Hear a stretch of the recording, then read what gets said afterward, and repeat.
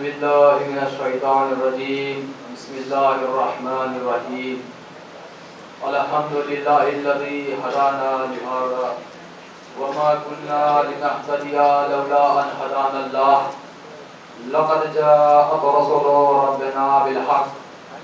ثم الصلاة والسلام وتحية والإكرام على النبي الأمي المكي المدني القرشي الهاشمي العبد الدهامي مولانا ومولى الثقلين جد الحسن والحسين نبي القاسم محمد. اللهم صل على محمد وعلى آل بيته الطيبين الطاهرين المعصومين المظلومين ولعنة الله على أعدائهم أجمعين من يومنا إلى قيام يوم الدين. أما بعد فقد قال تبارك وتعالى في القرآن الكريم وهو أصدق الصادقين وقوله الحق. بسم الله الرحمن الرحيم. ولا تحسبن الذين قتلوا في سبيل الله أمواتا بل أحياء عند ربهم يرزقون. صلوات عليه.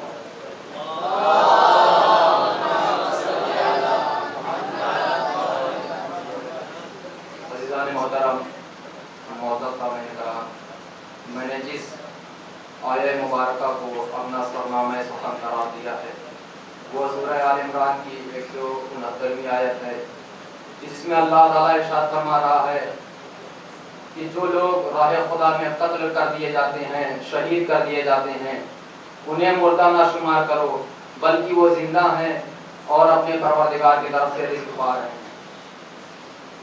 پروردگار عالم کہہ رہا ہے کہ راہ حق میں جو شہید کر دیے جاتے ہیں انہیں مردہ نہ شمار کرو بلکہ وہ زندہ ہیں اور اپنے رب کی طرف سے رزق پا رہے ہیں، لیکن اس کا شعور تمہیں نہیں ہے۔ شعور نہ ہونے کے باوجود، لاشعوری کے باوجود، شعور نہ ہونے کے باوجود مردہ نہ کہنے کی پابندی اس بات کی دلیل ہے کہ اسلام عقلی عقیدت کا نام نہیں ہے بلکہ اسلام الہی ارشادات پر ایمان لانے کا نام ہے۔ پروردگار عالم کیا کہہ رہا ہے کہ جو لوگ راہ خدا میں قتل کر دیے جاتے ہیں انہیں مردہ نہ شمار کرو۔ اب سوال یہ ہے کہ بلاغت کا قاعدہ تو یہ ہے کہ الفاظ کم ہوں، معنی زیادہ ہوں، الفاظ کم ہوں، مطالب زیادہ ہوں، اور اللہ جیسی فصیح و بلیغ ذات کہ جس کا ایک ایک کلمہ حکمت سے لبریز ہو، جس نے اپنی ایک ایک آیت میں حکمت کے سمندر بہا دیے ہوں، کہ جس کی ذات خود ہی ایک حکمت ہو، وہ کہہ رہا ہے الذین قتلوا فی سبیل اللہ امواتا، جو لوگ راہ خدا میں شہید کر دیے جاتے ہیں انہیں مردہ نہ شمار کرو، وہ زندہ ہیں۔ میں کہوں گا پروردگار اگر شہیدی کہنا تھا تو سیدھا سیدھا شہید کہہ دیتا، ولا تحسبن الشہداء امواتا، کہ شہیدوں کو مردہ نہ گمان کرو، جس طریقے سے دیگر آیات میں آیا ہے والصدیقین والشہداء والصالحین، لفظ شہداء آیا ہے۔ اور پروردگار اس کے پیچھے کیا راز ہے کہ تو نے ایک لفظ کے بجائے پورا جملہ کہہ دیا؟ تو عجب نہیں آواز قدرت ہے شخص، تجھے نہیں معلوم کہ میں معیار شہادت کو بتانا چاہتا تھا کہ شہادت اقتدار کی ہوس میں مر جانے کا نام نہیں ہے، شہادت حکومت کی ہوس میں مر جانے کا نام نہیں ہے، شہادت مال و متاع کی حرص میں مر جانے کا نام نہیں ہے، شہادت مال و زر کے لالچ میں مر جانے کو نہیں کہتے ہیں بلکہ راہ خدا میں اپنی جان کی بازی لگا دینے کو کہتے ہیں۔ شہادت اللہ کی راہ میں اپنی جان کا نذرانہ پیش کرنے کو کہتے ہیں۔ عزیزان محترم، کچھ الفاظ ایسے ہیں کہ جنہیں ہر قوم و ملت اچھا مانتی ہے، جیسے شجاع اور بہادر۔ اسی طریقے سے لفظ شہادت اور شہید ہے کہ جسے ہر قوم اچھا مانتی ہے اور ہر قوم اپنے شہیدوں کو سلامی دیتی ہے۔ آپ ہندوستان میں دیکھیے 15 اگست کو ہر ہندوستانی اپنے قومی پرچم کے نیچے شہدائے ہندوستان کو خراج عقیدت پیش کرتا ہے۔ کیوں پیش کرتا ہے؟ اس لیے کہ انہوں نے ہندوستان کو آزادی دلائی ہے، اس لیے کہ انہوں نے اپنے خون سے ایک قوم و ملت کو آزادی دلائی ہے، ایک قوم و ملت کو جسمانی آزادی دلائی ہے۔ بس فرق اتنا ہے کہ دنیا کے شہداء دنیا کے شہداء جسمانی آزادی دلاتے ہیں، راہ حق کے شہداء راہ حق صلوات پڑھے محمد علیہ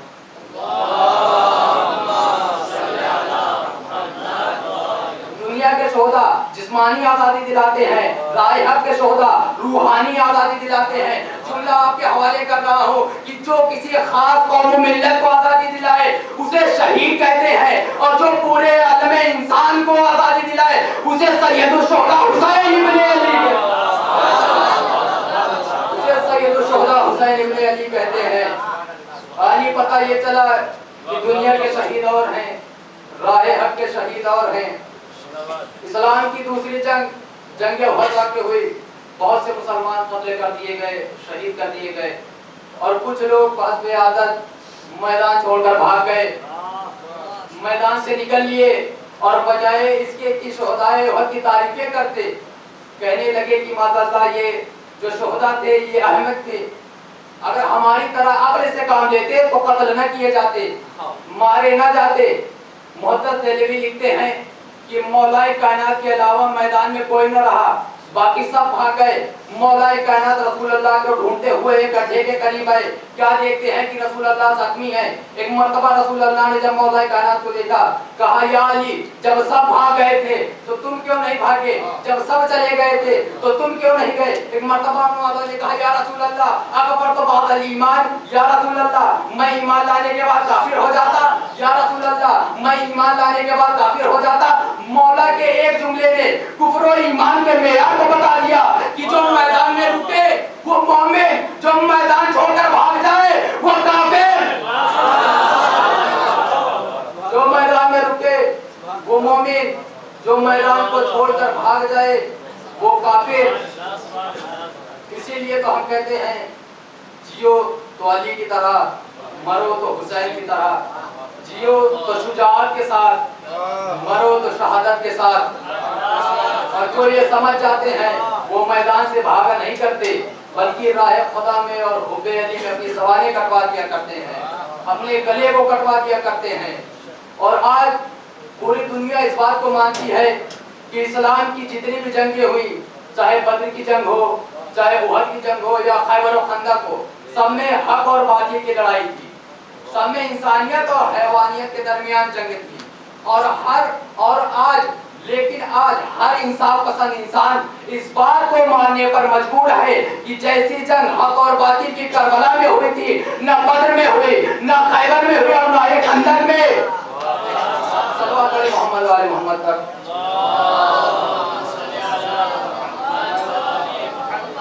عزیزان محترم، یہ تمام جنگیں کربلا سے آسان تھی۔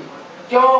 اس لیے کہ ان تمام جنگوں میں کفر لباس کفر میں اسلام کے سامنے آیا، لیکن کربلا میں کفر لباس کفر میں نہیں آیا، بلکہ اس کے چہرے پر اسلام کا نقاب تھا۔ اور جب یزید ابن معاویہ نے سوچا کہ دین کو مٹا دیا جائے تو والد سے دین امام حسین نے کہا ہے نانا کے دین تو پریشان نہ ہو، اے نانا کے دین میں تیری حفاظت کروں گا۔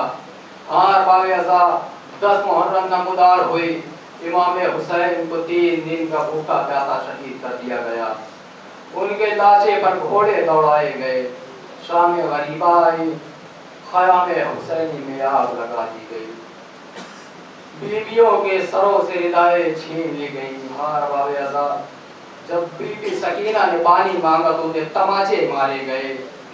11 محرم آئی، اہل حرم کو اسیر بنا دیا گیا، اور قافلہ کوفے کی جانب روانہ ہونے لگا۔ ایک مرتبہ پسر سعد ملعون کہتا ہے کہ قافلے کو شہداء کے لاشوں کے درمیان سے گزارا جائے۔ ہاں باب ازا اب جیسے ہی قافلے کو گزارا جانے لگا، ایک مرتبہ بھی زینب نے اپنے آپ کو بھیا کے لاشے پر گرا دیا، اور بیان کرتی ہیں حمید بن مسلم کہتا ہے کہ زینب کا وہ بیان میں بھول نہ سکا۔ زینب بیان کرتی ہے وا محمد صلی اللہ علیہ ملائکۃ السماء وهذا حسین مرمل بالدماء ومقطع الاغصان وبناتك صبايا۔ اے میرے نانا، اے نانا یہ تیرا حسین کہ جو خون میں غلطہ ہوا پڑا ہوا ہے، کہ جس کے لاشیں کے ٹکڑے ٹکڑے کر دیے گئے، تیری بیٹیوں کے سروں سے ردائیں چھین لی گئی اور انہیں تیار بدیار گرایا جائے گا۔